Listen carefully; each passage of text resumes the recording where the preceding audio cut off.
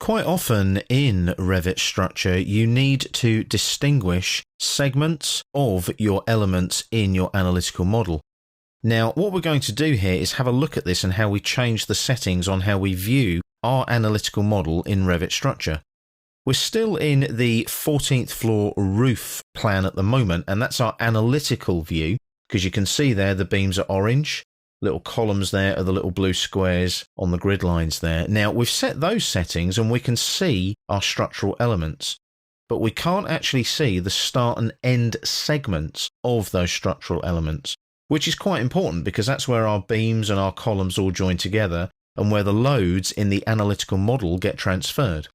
So what we're going to do is going to look at changing those settings so that we can see those start and end segments.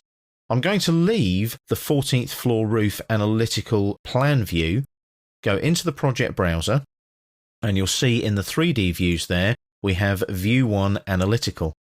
If I double click on that, it takes me to a zoomed in 3D view.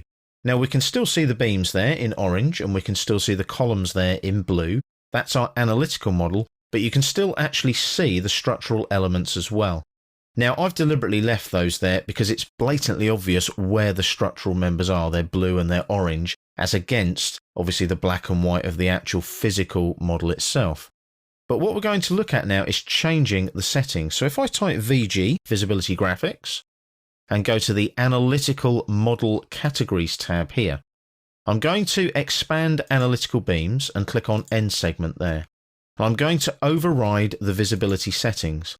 So I'm going to change the color setting there. I'm going to change that to magenta and click on OK, like so. I'll then OK that in the line graphics box.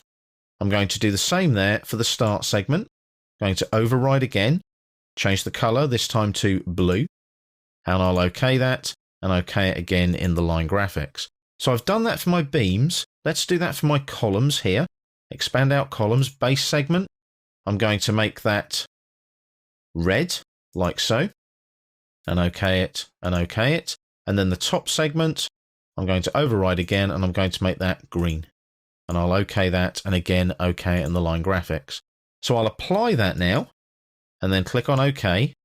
But you'll notice the 3D model has not updated. I still can't see the segments start and end on any of the structural elements. So I need to go now to the Structure tab on the ribbon. Click on the little arrow here on the Structure panel. And that takes me to my structural settings that we looked at previously.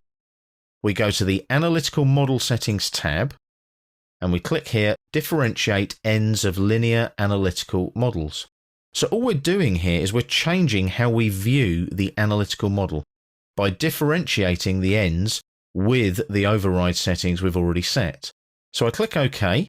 Takes a few seconds. Now, remember, it's going through the entire analytical model doing this. So if you've got a big model that's complicated, it may take a little bit of time. So mine's just going through now and finishing up, and there you go. You can now see, look, magenta and blue at the ends of the beams. There's a green there at the top of that column.